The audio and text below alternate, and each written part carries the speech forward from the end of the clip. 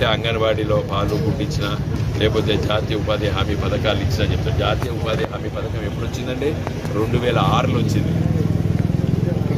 2006లో వచ్చింది జాతీయ ఉపాధి హామీ పథకం. అది నేను తీసుకొచ్చని చెప్పి ప్రచారం చేయడం చాలా దురదృష్టం. యూరియా బస్తాకి సబ్సిడీకి ఇంత ఇచ్చింది, 20,000 ఎకరానికి ఇస్తున్నామని చెప్పి మరి బండి సంజయ్ గారు మాట్లాడుతున్నారు.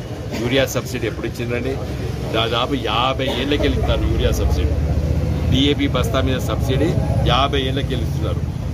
హరిత విప్లవం ఎప్పుడైతే వచ్చిందో 1962లో అప్పటి నుంచి ఇస్తున్నారు యూరియా పైన డిఏపి పైన సబ్సిడీలు. ఆయనే మోసపూరితమైన మాటలు పచ్చి అబద్ధాలు మాట్లాడాలని సహించారు ప్రజలు. నేను ఛాలెంజ్ చేస్తున్నా, ఎప్పుడు ఇచ్చిండ్రు యూరియాకి డిఏపికి సబ్సిడీలు? మోడీ గారి ప్రభుత్వం కాదు, ఆనాటి నెహ్రూ గారి ప్రభుత్వం నుండి ఇచ్చిండ్రు. లాల్ బహదూర్ శాస్త్రి గారు ఇచ్చిండ్రు, ఇందిరాగాంధీ ఇచ్చింది, తదనంతరం వచ్చినటువంటి ప్రతి ప్రధానమంత్రి ఇచ్చిండు. ఇలా యూరియా పైన డిఏపి బస్తాల పైన సబ్సిడీ అది చాలా పెద్దగా ఇచ్చినట్టు ఇస్తే మన సోషల్ మీడియాలో కూడా పెద్ద ఎత్తున ప్రచారం చేస్తున్నారు. నేను ఇలా ఛాలెంజ్ చేస్తున్నా, బీజేపీ నాయకులారా, యూరియా సబ్సిడీ డిఏపి సబ్సిడీ ఎప్పటి ఇస్తున్నారు అంటే ఏమి తినకుండా చెవుల పువ్వు పెట్టుడే. అందరికీ ఎవరు పడితే వాళ్ళకి మాట్లాడడం, కుమారంగా అబద్ధాలు ఆడాడు. ఛాలెంజ్ చేస్తున్న 800 ఇచ్చేయండి, ఆ రోజు 1000 రూపాయల పడ్డ మంచి అబద్ధం అది.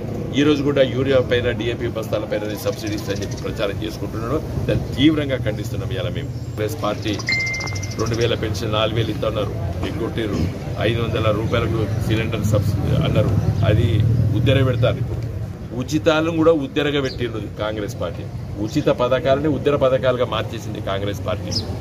ఇవాళ మరి 500 రూపాయల క్వింటాల్కి ఈరోజు మరి వరి ధాన్యానికి ఇవ్వాలి. ఇప్పుడే వరి ధాన్యం మరి పొలాల కాడికి వస్తున్నది. చూద్దాం అది ఏం చేస్తున్నదో చూద్దాం. ప్రతి జిల్లాకి నవోదయ విద్యాలయం ఉండాలని చెప్పి చట్టం చెప్తుంది. నేను రేపు ఎంపీ అయిన తర్వాత పట్టుబట్టి కొత్తగా 23 నవోదయ విద్యాలయాలు